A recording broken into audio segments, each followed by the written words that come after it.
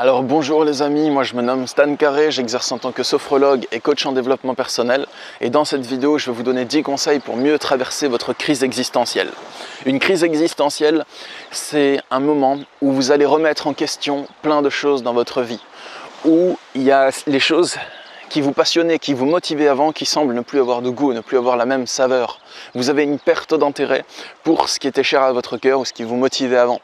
Vous êtes en train de remettre plein de choses en question, peut-être votre couple, peut-être vos passions, peut-être vos amis, peut-être votre famille, peut-être tout ça en même temps, peut-être même votre lieu de vie.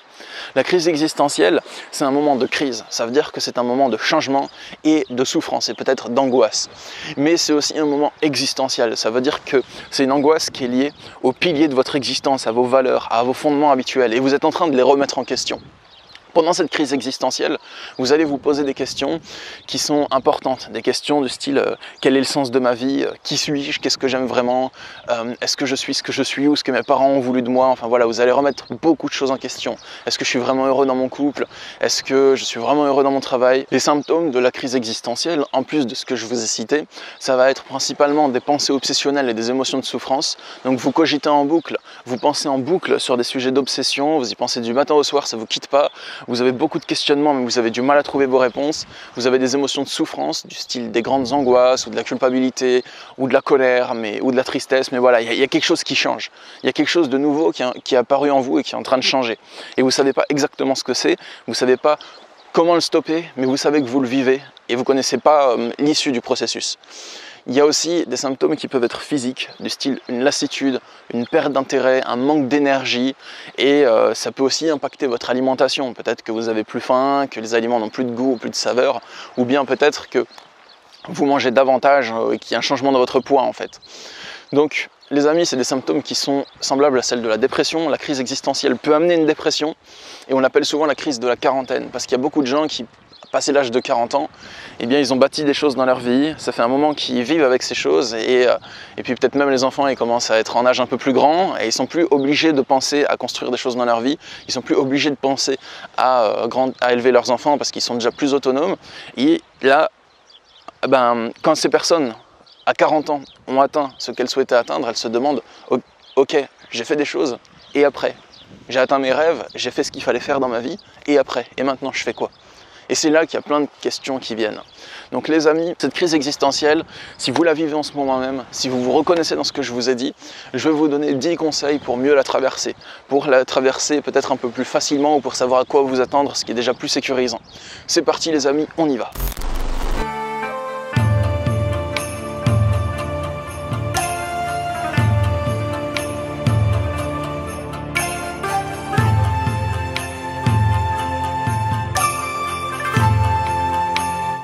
Alors les amis, voici sans plus attendre 10 conseils pour mieux traverser votre crise existentielle. Premièrement, pendant une crise existentielle, la souffrance est obligatoire. Ça veut dire que la souffrance que vous vivez pendant la crise existentielle, elle ne va pas forcément se stopper du jour au lendemain et vous n'êtes pas anormal de souffrir quand vous vous posez toutes ces questions, c'est normal. Vous êtes en train peut-être de remettre en question quelque chose de fondamental ou une sorte de pilier dans votre vie. Donc c'est logique que vous soyez un peu perdu, que vous ne sachiez plus où vous allez, que vous ayez des angoisses, c'est normal qu'il y ait de la souffrance.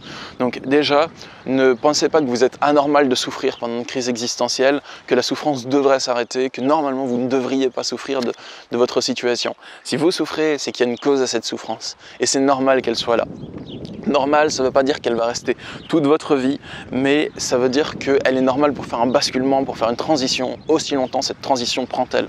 Toutes les personnes qui vivent une crise existentielle, en général, commencent à paniquer face à cette souffrance qu'elles ressentent et n'ont qu'une cesse, n'ont qu'une envie, c'est d'y mettre un terme définitif. Mais justement, c'est mon deuxième conseil, cette souffrance est utile pour la personne qui l'a subie. La souffrance, son propre, c'est qu'on a envie de l'arrêter. Quand on souffre émotionnellement ou physiquement, on a naturellement une réaction qui vise à essayer d'arrêter la souffrance. Des fois ça marche, des fois ça marche pas, mais c'est quand même ce qu'on essaye de faire. Sachez que la souffrance d'une crise existentielle, elle est utile pour vous. Elle est utile dans le sens où sans la souffrance, vous n'auriez pas fait un changement. La souffrance, elle est là, elle va faire bouger, elle va faire vibrer, elle va secouer beaucoup de choses en vous. Et parce qu'elle est là, vous allez vouloir l'arrêter. Et en essayant de l'arrêter, vous allez comprendre de nouvelles choses, vous allez essayer de nouvelles solutions, vous allez vous dépasser, vous allez faire des choses que vous n'avez jamais tentées avant. Et ça va peut-être prendre du temps, aussi longtemps qu'il faudra pour que vous trouviez la solution. Ça va prendre du temps, c'est comme une épreuve que vous envoie votre corps, que vous envoie votre esprit, que vous envoie l'univers. Et en essayant d'y mettre un terme, vous allez devoir vous dépasser, tenter de nouvelles choses, oser et passer à l'action. Donc c'est utile parce que ça va vous permettre d'aller chercher profondément dans vos tripes toutes les différentes idées de solutions que vous n'auriez jamais tenté d'essayer dans votre vie sans que la souffrance soit là. Vous allez vous découvrir et faire enfin des choses pour vous. Et petite précision les amis, ces 2 premiers conseils que je viens de vous donner uniquement sont inspirés d'un article d'Annabelle Iglesias publié sur le site Passeport Santé qui est assez pertinent et qui donne des conseils de professionnels sur la crise existentielle. Donc je vous mets le lien sur l'écran si jamais vous souhaitez aller y jeter un œil pour des informations complémentaires. Maintenant, passons à la suite de mes conseils pour dépasser plus facilement une crise existentielle. Troisièmement, il y a un double sens que vous pouvez donner à la quête existentielle. Le premier sens, ça va être la souffrance que vous allez essayer d'arrêter. C'est ce que vous faites habituellement. Et oh, regardez les amis, je m'interromps un instant pour montrer le lever de soleil. On est au bord de mer et le lever de soleil, il est franchement cool. Donc voilà, je ne sais pas si vous voulez l'apprécier avec moi. Je vais rester un peu dans le noir et continuer la vidéo pour que vous voyez le soleil se lever. Alors, les amis, la souffrance... le sens que vous pouvez donner à votre quête existentielle, c'est à la fois que vous allez souffrir et chercher à mettre fin à la souffrance, mais cette crise existentielle, vous pouvez lui donner un sens caché. Ce que je veux dire par là, c'est que souvent, on se dit « je souffre, j'ai envie d'arrêter cette souffrance et c'est tout ». Mais par contre, vous pouvez faire autre chose, considérer la chose différemment. Vous pouvez vous dire que vous avez des questions existentielles, que vous essayez de trouver un sens à votre vie et que vous ne l'avez pas, que vous essayez de répondre à des questions qui sont assez balèzes et que vous n'avez pas la réponse. Mais un truc supplémentaire que vous pouvez faire, c'est considérer cette crise existentielle, pas comme une crise, mais comme une quête existentielle. Donc en gros, la situation est là. Vous n'avez pas les réponses, vous avez des milliers de questions, partez en quête de ces réponses. Et pas une quête de souffrance et de douleur, mais plutôt une quête à monde ouvert. Dites-vous, j'ai pas les réponses, qu'est-ce que je vais mettre en place? Quelles actions je vais poser pour les chercher? Est-ce que je vais rencontrer des gens? Est-ce que je vais faire des voyages? Est-ce que je vais participer à une retraite spirituelle? Est-ce que je vais faire des trucs cool? Vous voyez, le monde il s'ouvre à vous, vous avez cette quête de sens. C'est une nouvelle quête, c'est un nouveau sens, vous voyez? C'est quelque chose qui peut vous donner une nouvelle mission en fait, une mission dans le sens, une nouvelle aventure joyeuse à mener, plus ou moins joyeuse, mais c'est déjà pas mal de le considérer comme ça. Quatrièmement, le problème les amis, ce n'est pas la question existentielle en elle-même, c'est que vous n'avez pas la manière d'y répondre. Ce que je veux dire par là, c'est que, ok, vous vous posez des questions. Quel est le sens de ma vie? Quelle est ma mission de vie? Tout ça, tout ça. Vous vous posez des questions. Est-ce que ça me plaît vraiment? Est-ce que je suis vraiment à ma place dans ce que je fais? Le problème, ce qui est problématique en soi d'un point de vue factuel, ce n'est pas la question. C'est que vous cherchez une manière de répondre à la question qui ne répond pas à la question. Et ça, c'est très technique, hein. Portez bien votre attention dessus. Ce que je veux dire par là, c'est que si vous vous dites quel est le sens de ma vie, mais que vous souffrez en y pensant, par exemple, eh bien, le problème n'est pas la question, n'est pas votre recherche de sens. Le problème est que la manière dont vous essayez de chercher le sens ne vous apporte pas vos réponses. Mais vous continuez d'employer cette manière pour essayer de trouver vos réponses parce que vous n'avez pas d'autres idées.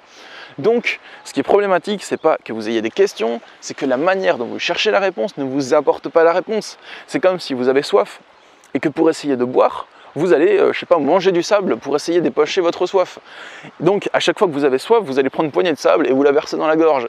C'est un cauchemar. Rapidement, vous allez avoir de plus en plus soif. Et ce que vous allez faire pour combler votre soif, genre manger du sable, ne va pas combler votre soif. Et ça crée un bug, de l'angoisse, c'est un paradoxe. Donc, si vous voulez chercher votre sens, le sens de votre vie, si vous voulez savoir si certaines choses que vous vivez vous conviennent ou non, ce que je vous invite à faire, les amis, c'est de mettre en place des actions qui vont vous y mener. Il faut mettre en place un plan d'action qui va vous mener au sens de votre vie. Donc pour ça, expérimentez des choses, faites des nouvelles actions et voyez ce qu'elles vont donner comme résultat. Essayez des nouveaux métiers, essayez des voyages, essayez plein de choses pour trouver le sens de votre vie. J'ai fait des vidéos où j'explique, où je donne pas mal de clés pour le trouver.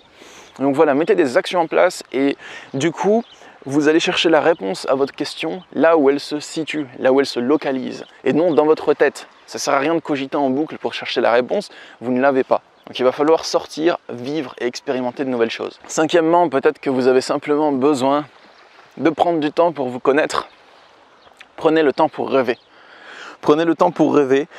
Et pour ça, vous pouvez méditer, vous pouvez prendre du temps pour faire des ateliers de développement personnel, pour écrire les pages du matin. Si vous voulez savoir de quoi il s'agit, j'ai fait une vidéo sur les pages du matin. En gros, ça consiste à écrire tous les matins le même nombre de pages, peut-être 1, 2 ou 3 pages, et vous écrivez ce que vous voulez. Vos rêves, votre souffrance, des histoires, du charabia, vous écrivez ce que vous voulez.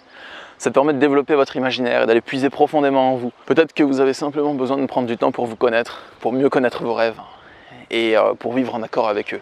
C'est clair que si vous avez toujours toute votre vie subi ce que les autres attendaient de vous et que vous avez suivi ce que les autres attendaient de vous, peut-être qu'il arrive un moment où vous vous dites « mais moi en fait, qu'est-ce que je suis? Qu'est-ce que je veux ?»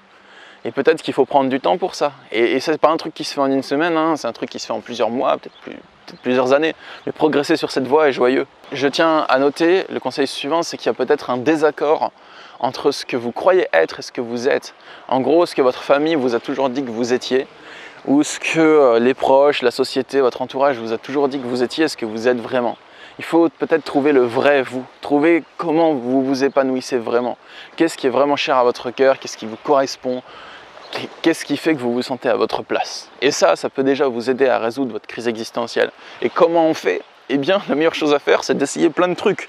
Justement, c'est le conseil suivant que je veux vous donner, c'est que vous pouvez appliquer vos meilleures idées. Vous voulez trouver ce qui vous correspond vraiment, vous voulez trouver qui vous êtes vraiment, vous voulez trouver comment vous vous épanouissez vraiment. Donc, tout ce que je peux vous encourager à faire, c'est à noter vos idées et à les appliquer toutes une par une et vous allez voir ce que ça va donner. On continue pendant des mois, persévérer, persévérer, persévérer. Vous vous dites peut-être, tiens, pour me connaître vraiment, il faut peut-être que je change de métier. Bah allez-y, changez de métier, d'un tel coup. Et si ça vous plaît pas, tentez un autre métier. Et si ça vous plaît pas, tentez un voyage. Et si c'est pas tout à fait ça, que ça vous plaît un peu mais pas trop, tentez autre chose, et ainsi de suite. Et continuez à persévérer. C'est souvent mal vu dans la société. On nous dit, ah oui, ça fait plusieurs fois que tu changes de travail, c'est pas bien, ça veut dire que tu es instable, ce genre de truc. Ça arrive souvent. Mais ça, c'est les paroles des gens qui font rien de leur vie. C'est des gens qui ont toujours fait ce qu'on attendait d'eux et qui ont une vie qui n'est pas inspirante. En vrai, moi je pense que si vous voulez vraiment trouver le sens de votre vie, si vous voulez vraiment trouver ce qui est cher à votre cœur, qui vous êtes vraiment, c'est logique qu'il va falloir essayer des trucs qui ne vont pas forcément vous plaire et en essayer d'autres et d'autres et d'autres. Et ça, c'est une mentalité de gagnant, c'est une mentalité de persévérance. C'est ça qui va faire que vous allez faire plusieurs essais avant d'atteindre votre objectif. C'est logique que vous allez échouer. Alors n'écoutez pas ceux qui critiquent les échecs et plutôt ceux qui valorisent les échecs et la persévérance. Huitièmement, convoiter une libération lointaine. Souvent, quand on a une crise existentielle, on souhaite qu'elle cesse maintenant. On cherche des moyens de la faire cesser, on cherche en boucle comment ça s'arrête, et on aimerait qu'elle cesse maintenant, genre très rapidement quoi. Alors que des fois, ça prend plus de temps que ça, et vous savez même pas comment faire. Donc des fois, le fait de chercher une libération très proche, c'est anxiogène, parce que vous voulez régler votre problème maintenant, mais vous n'avez aucune idée de comment le faire, alors vous cogitez en boucle. Convoitez une libération plus lointaine, visez d'avoir des réponses à vos questions dans plusieurs mois, dans plusieurs années, et acceptez que ça peut se produire comme ça. Parce que si vous essayez de faire ça trop vite, eh bien vous allez vous mettre beaucoup de pression et beaucoup d'angoisse et vous allez souffrir. Donc acceptez qu'il peut y avoir une libération plus lointaine qui va prendre peut-être plus de mois ou d'années, le temps que vous essayez de faire plein de choses pour résoudre votre problème. 9e conseil, je reviens dessus, c'est les pages du matin. C'est trop bien. Tous les matins, vous vous levez, si vous avez envie, et vous écrivez entre 1 et 3 pages, de préférence manuscrites, mais sinon tapuscrit, ça marche aussi. Et vous écrivez ce que vous voulez dans ces pages. Il n'y a pas de consigne, à part que vous écrivez mais que vous ne le montrez à personne. Et vous écrivez le même nombre de pages, vous n'en écrivez pas moins. Comme ça, au moment où vous avez plus d'inspi, vous allez chercher plus profondément en vous. Ça permet de développer votre imaginaire et de mieux vous connaître. Pour moi, c'est une très belle chose, c'est une très belle pratique. Ça permet vraiment de faire émerger des idées. Et il faut le faire en continu, pendant au moins 30 jours de suite par exemple. Et mon dernier conseil, le 10e conseil que je peux vous donner peut-être, c'est faites-vous accompagner, ça va peut-être plus vite. Si vous avez un coach en développement personnel, un sophrologue, un truc dans le genre, ou un praticien ou un thérapeute qui vous plaît tout simplement, que son travail vous plaît, en fait ça va plus vite. Le but d'un accompagnement avec un coach ou d'un accompagnement de la relation d'aide, le but, c'est pas, ça ne veut pas dire que vous êtes nul parce que vous allez voir un psy ou un truc dans le genre. Je sais qu'il y a plein de gens qui ont ces a priori, mais non. En fait, c'est simplement quelqu'un que vous allez payer pour qu'il vous aide à faire les choses plus vite. C'est comme si vous avez, je sais pas moi, un souci dans votre entreprise, vous allez payer un expert pour gérer ce souci. Ou vous avez un problème de plomberie, vous allez payer un plombier qui va réparer la plomberie. Certes, vous pourriez le faire tout seul théoriquement. Vous pourriez réparer votre installation électrique ou votre plomberie tout seul. Mais un expert du métier, il est déjà formé, il va le faire en 2 minutes. Alors que vous devriez vous former pendant des mois pour y arriver. Donc voilà, c'est simplement un coup de boost pour aller plus vite. Si vous avez les moyens, c'est peut-être une bonne option. Donc les amis, si cette vidéo vous a plu, si vous vous reconnaissez dedans, n'hésitez pas à la partager sur les réseaux sociaux parce qu'il y a probablement plein de vos amis qui, même si vous ne le soupçonnez pas, font une crise existentielle. Et si vous le souhaitez, sachez que je suis disponible pour des retraites spirituelles. Les retraites spirituelles, c'est des séjours où on se réunit tous ensemble avec plusieurs participants, un petit groupe de participants, dans un lieu sympa ou même dans plusieurs lieux, en France ou à l'étranger. On pratique le coaching, la méditation, la compréhension, la connaissance de soi, on pratique la sophrologie pour aller à la rencontre de soi et entraîner notre esprit. On mange bien, on mange en abondance, végétarien, il y a des gens sympas, franchement c'est génial. Donc si ça vous intéresse, il y a le lien dans la description pour mes retraites spirituelles. Moi je vous souhaite une belle journée, je vous dis à bientôt, bonne continuation et prenez soin de vous chers amis. Au revoir.